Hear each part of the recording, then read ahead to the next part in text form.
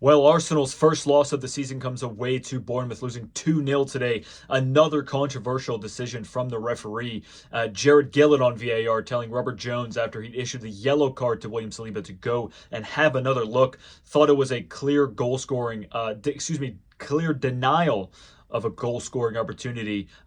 Even Nielsen being fouled at the halfway line, and that is apparently sufficient enough to get sent off. Now, for me, first of all, there's not enough contact on Evan Nielsen to even go down like that. William Saliba, touched the tip of his elbow. Yes, it's a horrible pass from Leandro Trossard and sort of put Saliba in a difficult position. And look, again, all things considered, Arsenal were not playing well whatsoever in the entirety of the game, at least up until that 30-minute mark when Saliba got sent off. I thought Raya was poor. Partey is probably our best player on the pitch.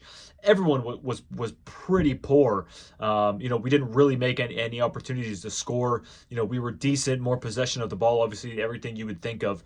When you think of an Arsenal team, but all in all, we weren't playing well whatsoever. But I'm seeing people talk about we didn't deserve to win, and okay, maybe Bournemouth were the better side in some instances of the game, but it's totally irrelevant when it comes to the decision to send off Saliba. I mean, it has nothing to do with you don't give a player a red card based on which team is playing better. So it's just there's so much nonsense out there nowadays. It's so hard to even get a sound opinion from someone with a fucking brain these days. Anyway, you have to give credit to Bournemouth, of course, and Iraola, the way they came out. Obviously, a very well coached side. There's no doubt about that, and perhaps there's something, a little bit more to that. Obviously these two coaches knew each other from when they were kids, so makes for an exciting game, I suppose, or a little more of, a mental factor of that. But regardless of that, going back to that challenge, you can't even call it that in my opinion.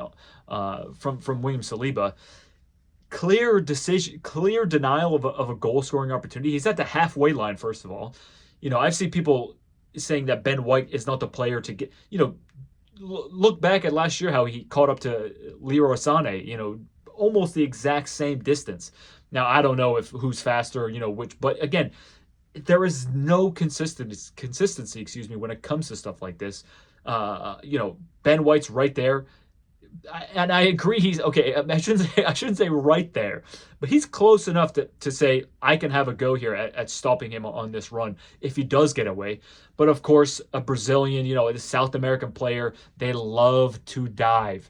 And he dove at first fucking breath of Saliba on the back of his neck. He goes down. Robert Jones thinks it's a yellow card. I thought I agreed with that. I didn't even flinch to think, oh, he's in trouble here, it's a red card, because I didn't think it was. Jared Gillett asked him to go to the screen. He watches it for 6 seconds. One wide shot of Saliba and Ivan Nilsson coming together, and decides, no, you know what? I think it's a red card too. And one of the biggest issues now with this is that I hate not having answers to these things, because everyone has seen Howard Webb in the stands. He's got a headpiece in. He's on his phone. You see him talking. Now, you can make whatever speculations you want. Okay, there's no evidence that he's talking to Jared Gillett or that he's talking to the VAR. You don't know who he's talking to.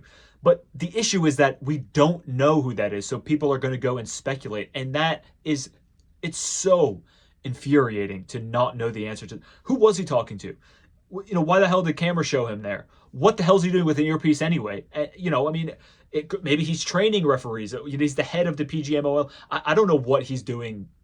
What business does he have doing stuff like that? It just seems like it's mental. It's mental. I also think it's equally insane to just assume, he has some part in saying, do you really think they're going to be open corruption like this? Like, he's just sitting in the stands and he's going to say, you know what? I fucking hate Arsenal. I've always hated them ever since I was a referee. I always wanted them to lose. Hey, Jared, let's have a look at that and tell Robert Jones to come over and give him a. I mean, come on, it's insane to think that. But we don't know who he's actually talking to, so you have to ask questions. You don't know, and you know what? We're never going to know. So as far as I'm concerned, it's best to just move on. Arsenal have lost one game away in 2024. It's our first loss of the season.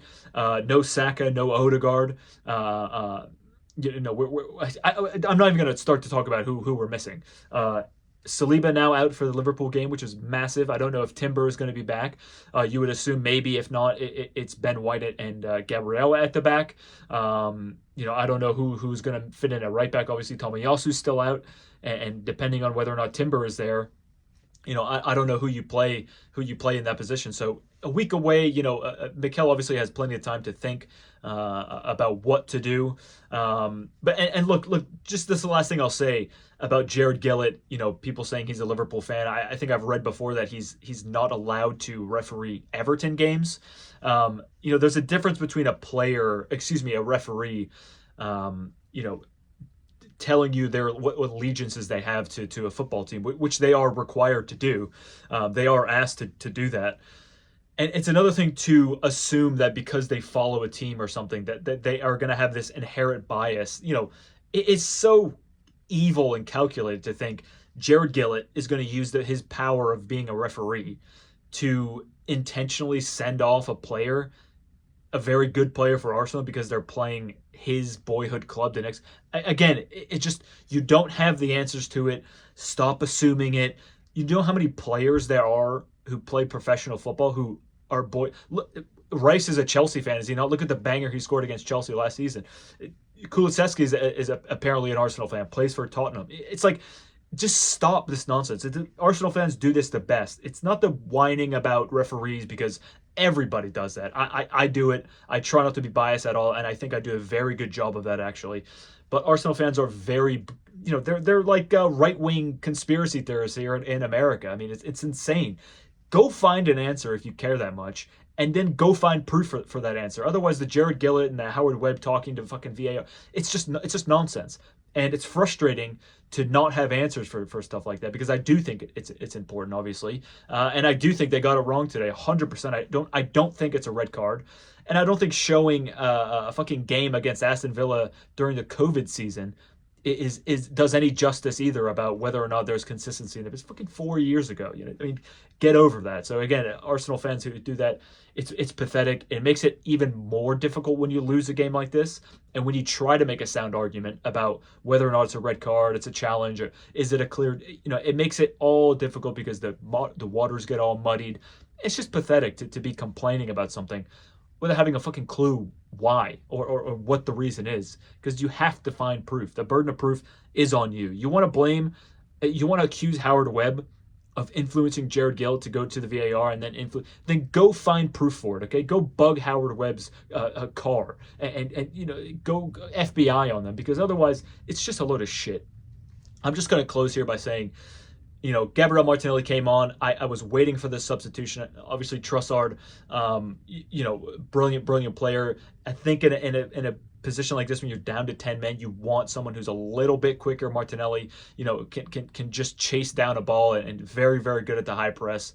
Having said that, you would think these last 2 goals he scored in his last couple of games, he's got that killer instinct back. He went a long time without a goal, sort of a chicken with no head on the pitch a lot of the time. And I saw him and I thought, surely he's going to score. He's got the confidence to do it. And it's a story as old as time. You fuck up a chance on this end, and they go and put one in the back of your net on the other end. So overall, super, super frustrating, really difficult loss to take. I never want to see us wear that football kit again. We've got a game on Tuesday in the Champions League against some fucking team I can't remember, and then we've got Liverpool on Sunday. So it's time to get up, get over it. It's okay to lose one game. You can lose a game in the season and still have a successful season. Obviously, Arsenal's still very much in this title race early on. Loads of teams are. Look, just get over it. And to all the people bitching and moaning and throwing conspiracies out there, get a grip. Honestly, it's really sad. I'm not going to make it to 10 minutes on this video. So look, I'm going to end it right there. Thanks very much, guys, for watching. If you made it this far, I do really, really appreciate it. Give me a thumbs up if you'd like. Subscribe. Hit me up on Twitter if you think I'm wrong. I'm not. So you can do that anyway. And again, thanks very much for watching, and I'll see you when I see you.